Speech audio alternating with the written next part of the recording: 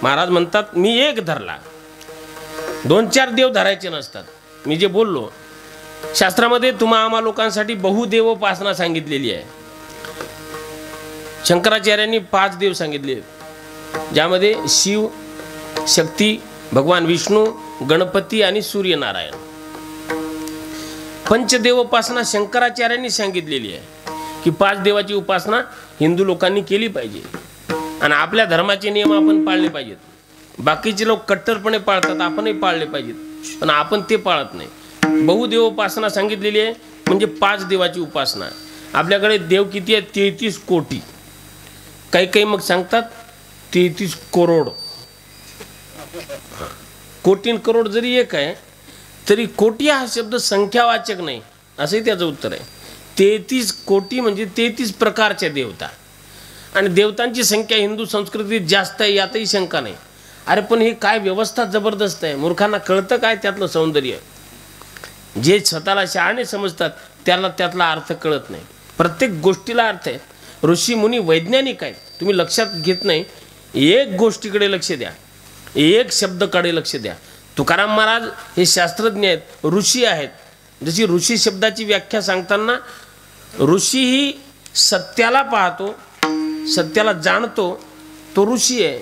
कवीलाही सत्य दिसतं, ऋषीलाही सत्य दिसतं.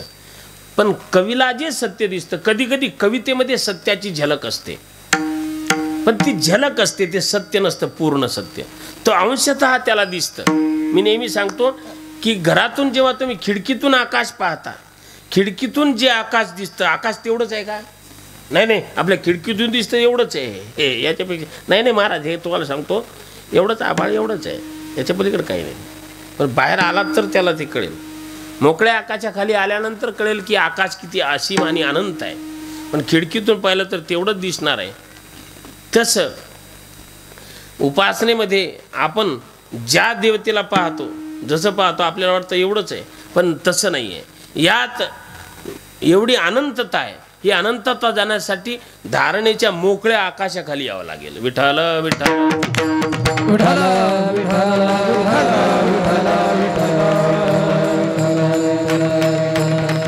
हिंदू संस्कृती अत्यंत वैशिष्ट्यपूर्ण आहे. ऋषी मुनीचं हे जे ज्ञान आहे हे वैज्ञानिक आजही जे शोधत आहेत हे ऋषीमुनीच्या शोधावर आहे. कित्येकांना यात खुळचटपणा, बावळटपणा, मूर्खपणा वाटतो की काय बोलताय. तुम्हाला माहिती आहे की विमानशास्त्राच्या विषयी मी तुम्हाला सांगतो.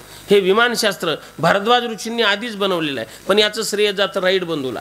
गुरुत्वाकर्षण जे आहे ते भास्कराचार्यांनी आधीच सांगितलेलं आहे, पण लोक म्हणतात कोणी सांगितलं?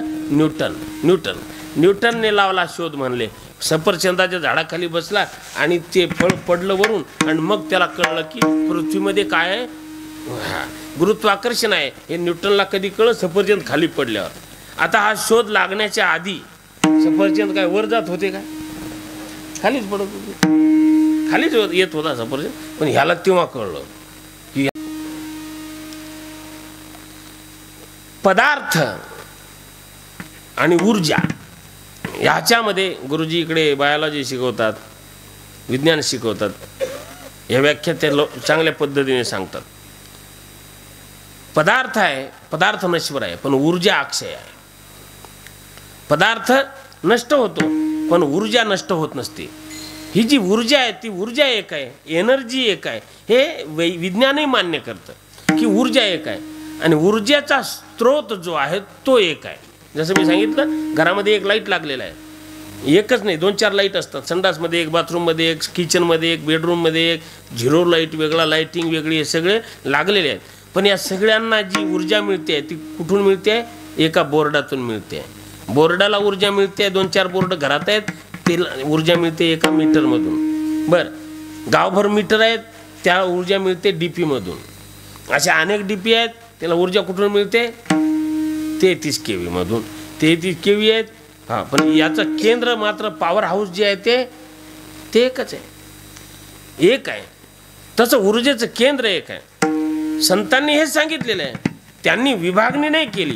आता मी आधी जे सांगत होतो पंचदेवोपासनेचं, देव 5 आहेत, पण ते 5ही देव एकाच ऊर्जेची विभिन्न रूप आहेत.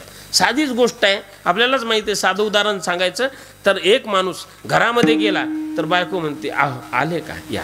मुलगा म्हणतो पप्पा आले, पप्पा आले. मामाकडे गेल्या भाच्याकडे गेल्यानंतर तो म्हणतो मामा आला. बहिणीकडे गेल्यानंतर बहीण म्हणते माझा भाऊ आला. बरोबर. शाळेत गेल्यानंतर मुलं म्हणतात सर आले, सर आले. बरोबर आहे की नाही. पण माणूस, हे सगळी नावं वेगळी आहेत एकाच माणसाची, नाते वेगवेगळे आहेत, पण माणूस एक आहे. तसंच आहे, ऊर्जा एक आहे, देव एक आहे. पण हे पंचदेव उपासना, हे अनेक देव सगळे कोण आहेत? एकच देव आहेत. आकाशात पतितम तोयम यथा गच्छति सागरम सर्व देव नमस्कार केशवम प्रति गच्छति. आकाशात, तुम्हाला सांगतो काय गंमत सांगितली तुकाराम महाराजांनी. एक अभंग आहे तसा महाराजांचा. ते म्हणतात की ही जी समुद्र आणि नदी आहे, नद्यांमधलं पाणी समुद्रात चाललंय असं आपण म्हणतो, पण तसं काही नाही आहे. ते पाणी नदीचं नाहीच आहे. नदीला कुठं पाणी असतं?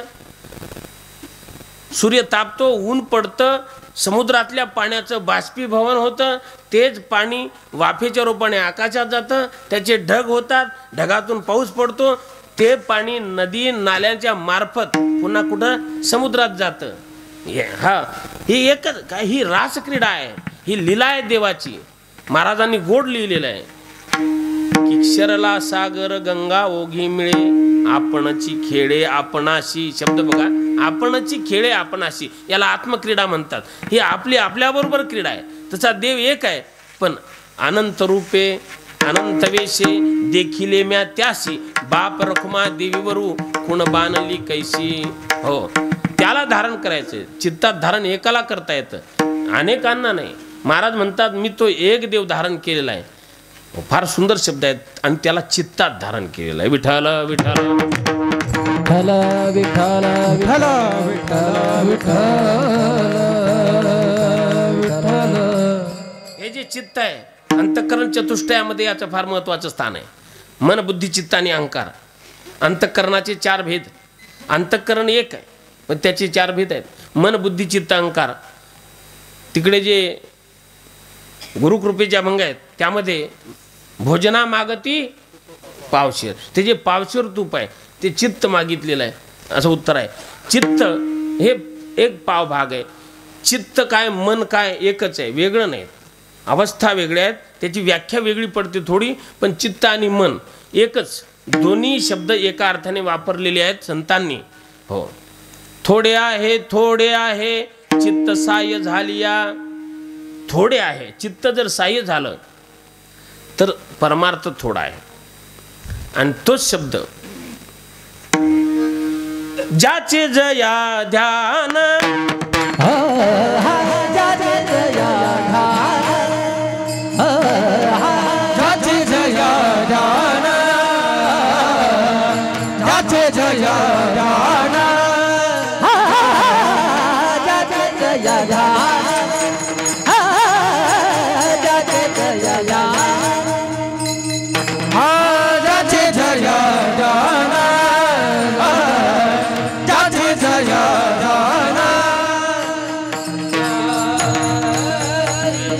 मन त्याची होय त्याचे मन, त्याची होय त्याचे मन, अवघे सारा मानवोनी अवघे सारा, मानवोनी अवघे सारा, मानवोनी अवघे सारा, अवघे सारा. मन, इकडे मन शब्द वापरलाय, तिकडे चित्त शब्द वापरलेला आहे. पण चित्त आणि मन हे चंचल आहे असं सांगायचं मला. चित्तामध्ये देव असला पाहिजे. चित्तात संसार नको. चित्तात जर संसार आला तर पतन होतं आणि चित्तात देव असला तर मुक्ती मोक्ष आहे. मन एव मनुष्याणाम कारणम बंध मोक्षयोः बंधाय विषयासक्तम मुक्तम निर्विषयम मनः. बर का, मन हे मुक्तीला आणि बंधनाला कारण आहे. मन चित्त चिंतनाशिवाय राहू शकत नाही. चित्त ज्या विषयात गेलं तिकडे रमतं. चित्त जिथे गेलं तिथलं एक होऊन जातं. चित्तावर फार अवलंबून आहे सगळं. संसारी चित्तावर आणि परमार्थी चित्तावर. कोणती क्रिया करायची तर चित्त एकाग्र फार महत्वाचं आहे. अभ्यास करताना चित्ताची एकाग्रता महत्वाची आहे. ते एकाग्र नसेल तर कोणतंच कार्य होत नाही. पाहण्याची क्रिया आहे. तुम्ही एखाद्याला पाहताय पण तुमचं चित्त पाहण्यामध्ये नाही तर पाहूनही तो दिसत नाही. माणसं म्हणतात जवळून गेले रामराम केला नाही तो म्हणतो लक्षच नाही. लक्ष कसं नाही, तुम्ही मला पाहिलं ना असं का, अरे मला ध्यानच नाही राहावं. मी याचा अर्थ ध्यानावर नाही. ध्यानावर नाही म्हणजे चित्त तिथे नाही.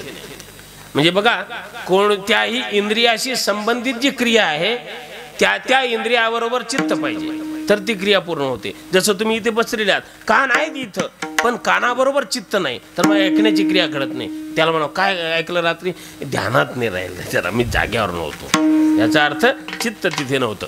चित्त फार महत्वाचं आहे. देवाला धारण करायचं तर चित्तामध्ये धारण करायचं आणि या चित्तामध्ये धारण केल्यानंतर हो त्याचा परिणाम फार मोठा आहे.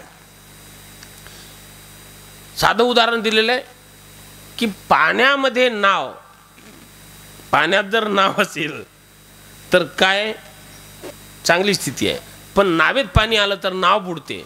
तसं संसारात चित्त असेल तर तेवढं धोकादायक नाही, पण चित्तात संसार घुसला, सगळं बल आहे बलहीन आहे तो धरू शकत नाही, दुबळा माणूस धरू शकत नाही. एक उदाहरण आहे, सूरदासाची कथा आहे तेवढी सांगतो थोडक्यामध्ये. भजन करा.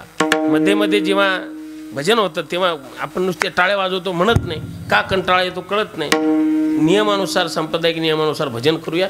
उत्तरार्धाकडे सेवा पोहोचते. सगळ्यांनी भजन करायचं. विठोबा रखुमाई विठोबा रखुमाई विठोबा रखुमाई विठोबा रखुमाई विठोबा रखुमाई विठोबा रखुमाई विठोबा रखुमाई विठोबा रखुमाई विठोबा रखुमाई विठोबा रखुमाई विठोबा रखुमाई विठोबा रखुमाई विठोबा रखुमाई विठोबा रखुमाई विठोबा रखुमाई विठोबा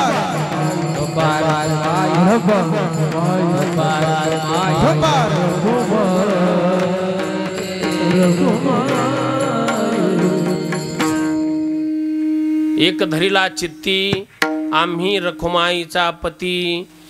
धरिला शब्द आहे त्याला चित्तामध्ये धरलेलं आहे, पण धरायला बळ लागतं. हे जे बळ आहे ते भावनेचं बळ आहे. सरळ उत्तर आहे त्याचं. भाव बळे आकळे एरवी नाकळे करतळी आवळे तैसा हरी. सूरदासाची कथा आहे. बिल्वमंगळ असं त्याचं पूर्वीचं नाव आहे. बिल्वमंगळ त्याला पत्नी सुंदर मिळालेली आहे. पत्नीवर अत्यंत प्रेम आहे. पत्नीवर प्रेम करणं काही गुन्हा नाही, पाप नाही, पण आसक्त होणं पाप आहे. स्त्रीवर प्रेम असणं गुन्हा हे पाप नाही आहे, पण आसक्ती अधिक असेल तर पाप आहे. आसक्तीमध्ये माणसं मायबापाचाही अपमान करायला भीत नाही, अधिक आसक्त असेल तर. बिल्वमंगळ आसक्त आहे. अत्यंत आसक्तीमुळं सुचत नाही काही. पत्नी माहेरी गेली, व्याकुळ झालेला बिल्वमंगळ. हो, रात्र आहे. तुलसीदासांची कथा अशीच सांगितली जाते.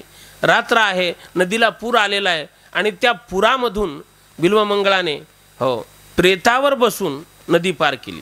प्रेत आलं, त्या प्रेतावर बसले नदी पार केली. पत्नी वरच्या मजल्यावर आणि तिचा निवास आहे, दरवाजे बंद आहेत, प्रचंड पाऊस चालू आहे, साप लोंबकळतो आहे. त्या सापाला धरून ते वरच्या मजल्यावर गेले, अशी कथा आहे. महत्त्वाचा यातला भाव आहे. पुढं माझी मुद्दा पुढे आहे. वरच्या मजल्यावर पोहोचले, दार उघडलं त्या माऊलीनं, पाहिलं तर नवरा. त्याने सांगितलं की एवढ्या रात्री या पावसामध्ये नदीला पूर आलेला असताना एवढ्या तळमळीने इकडे येण्याची गरज काय. तो म्हणतो तुला आनंद वाटला पाहिजे, माझं तुझ्यावर किती प्रेम आहे. पण ती माऊली विदुषी होती, जाणकार होती. आजच्या काळातलं हे चित्र असतं, मैं दुनिया भुला असं की असे, मैं तुम्हारे लिए जान दे सकता हूँ असं मराठी. पण काही नाही तसं. हे सगळी लबाडी असते, आपल्याला माहिती आहे. तुझसे बिछड़ के मैं मर जाऊंगा, एक जमाना बीत गया इस बात को सोचते सोचते. है ना, समजलं नाही ना, मला माहित होतं. एक जमाना म्हणतात माणसं, तुझ्याशिवाय मी जगू शकत नाही, पण मरत काही नाही. मरत नाही, जगत राहतात. म्हातारा झाला तरी म्हणतो तुझे जगू शकत नाही, पण मरत नाही. नाटकं कशाला करतो काय. हां, पण बिल्वमंगळाची पत्नी विद्वान होती. तिने सांगितलं एवढ्या रात्री इकडे येण्याची गरज नव्हती. कशासाठी तुम्ही आले? या शरीरासाठीच ना. फार सुंदर शब्द आहेत. रक्त मांस हड्डी के ढेर पर मढ़ा हुआ है चाम, देख उसी की सुंदरता हो जाती नींद हराम। माया तेरी बहुत कठिन है राम, कि माया तेरी बहुत कठिन है राम, कि माया तेरी बहुत कठिन है राम। माया तेरी बहुत कठिन है राम, माया तेरी बहुत कठिन है राम, के माया तेरी बहुत कठिन है राम।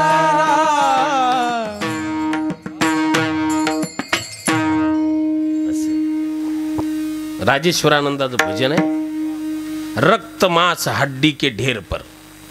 ज्याला आम्ही सौंदर्य म्हणतो, वस्तुस्थितीने न्याहाळून पाहिलं तर काय आहे, खरंच सौंदर्य आहे का, दिसतं का, खरंच नाही आहे, पण आकर्षण असतं माणसाला.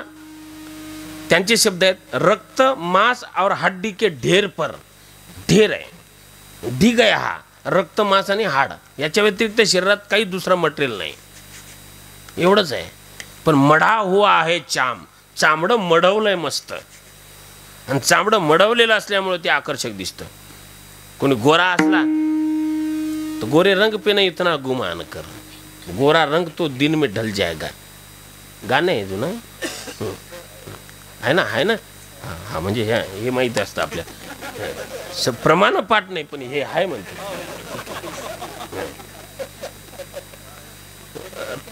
हा नाही नाही, हे एवढं हे गाणं पाठ आहे, गाणं माहिती, ते स्वाभाविक आहे. गोरे रंग पे नाही इतना गुमा, आपल्याला त्याचाही गर्व असतो. पण लक्षात घ्या, ही वस्तुस्थिती सांगितली या भजनामध्ये. शास्त्रामध्ये असे श्लोक आहेत, पुन्हा तुम्ही ऐकणार नाही. काही भर्तृहरीने असे श्लोक लिहिलेले आहेत, अर्थ सांगत नाही, पण समजलं ज्याला समजेल त्याला समजेल. चर्मखंडम, चर्मखंडम बरं का गोविंदबुवा, चर्मखंडम द्विधा क्लिन्नम अपानोद्गार धूपितम ये रमंती नरास्तत्र कृमितुल्या कथम न ते. वा ना. आता याचा अर्थ ज्याला जाणून घ्यायचा त्याने मग कीर्तनानंतर विचारा. कारण घाणीमध्ये किडे रममान होतात आणि आपली स्थिती किड्यांसारखी आहे, किड्यापेक्षा वेगळी नाही. आपल्याला घाणीत करमतं. संसारामध्ये आपण जेव्हा रमतो, जिथं रमतो, ज्या गोष्टीत आपल्याला आकर्षण आहे त्या फारशा काही रम्य नाहीत. वस्तुस्थिती आवृत्त केवळ आहेत. वरवर सुंदर दिसतं, पण सत्यापर्यंत पोहोचलं तर कळेल काय. नाकाचं आपण एवढं वर्णन करतो, चाफेकळीसारखं नाक आहे, काय तीक्ष्ण नाक आहे, लांब नाक आहे, आणि सुंदर नाकामुळे सौंदर्य वाढलं, बरोबर आहे. पण सर्दी झाली तर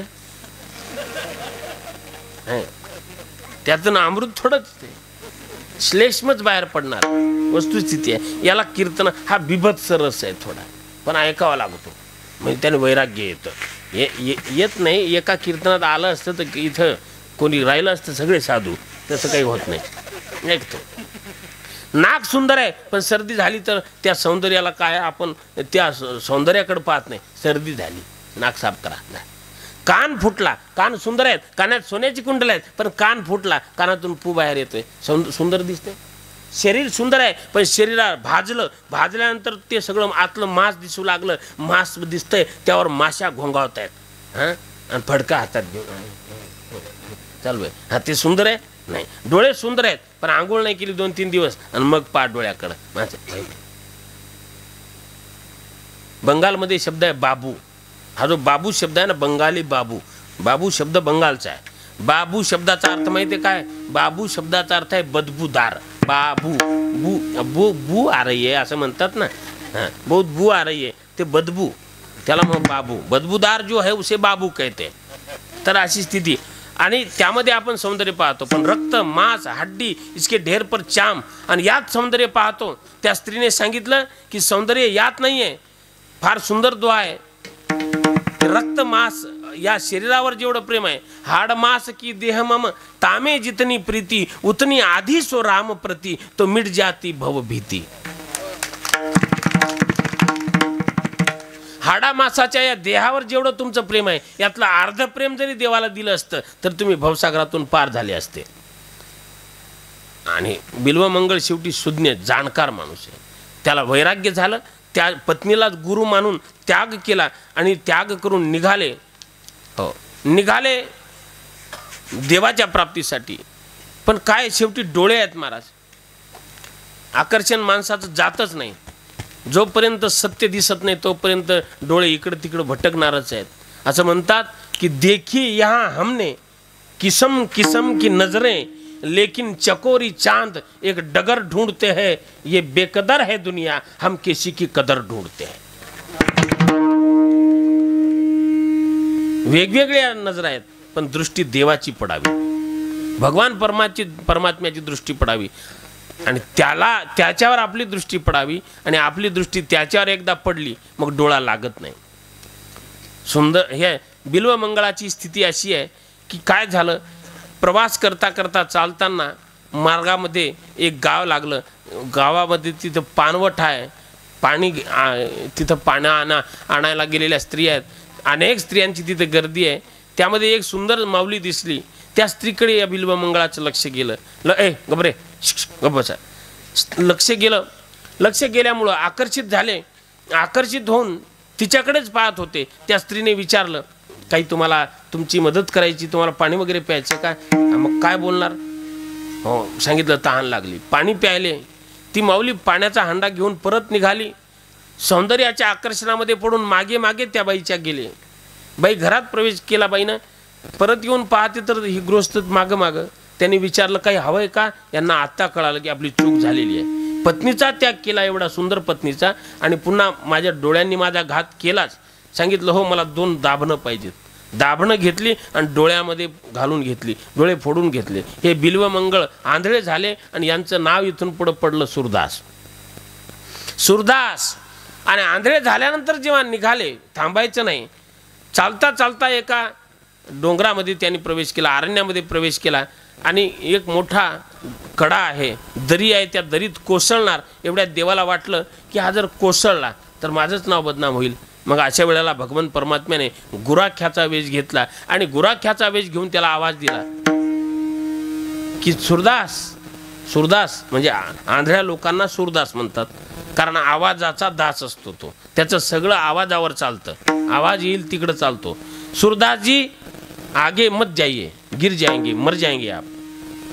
पण सुरदासाने विचार केला, इकडं अरण्य आहे, पक्ष्यांचा आवाज नाही, आणि इकडं कोण गुराखी येणार आहे?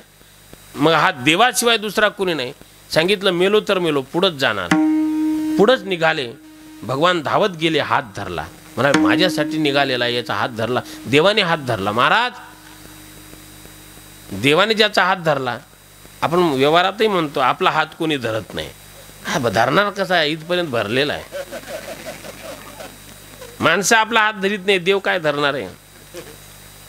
विषय महत्वाचा आहे की देवाने हात धरला. जीवाने लोकांनी हात धरला तर कधी सोडून देतात, पण देवाने हात धरल्यानंतर देव कधी सोडत नाही. देवाने हात धरलेला आहे आणि हात धरल्यानंतर हो त्यांनी ओढलं, मागे चला. सुरदासांनी आपला हात सोडून देवाचा हात धरला. त्यांना वाटलं हे सोडून जाईल मला. रस्त्यावर आणलं देवाने, सांगितलं आता जा, रस्ता मोकळा आहे, आता इथं काही भीती नाही, सरळ जा. त्याने सांगितलं सरळ जा, मी तुला सोडत नाही म्हणले. आता भगवान म्हणाले, अरे बाबा मी तुला मदत केली, चुकलं का काही? रस्त्यावर आणलं, मला जाऊ दे. सुरदासाने सांगितलं, अरे तू योग याग जप तप साधनं करून हातात येत नाही, माझ्या हाताला आयता सापडलेला, मी कशाला तुला सोडणार? सोडत नाही. सोडत नाही म्हटल्यानंतर देवाला लक्षात आलं. देवाने झटका दिला, देव आहे तो, झटका दिला आणि देव पळून जाऊ लागला.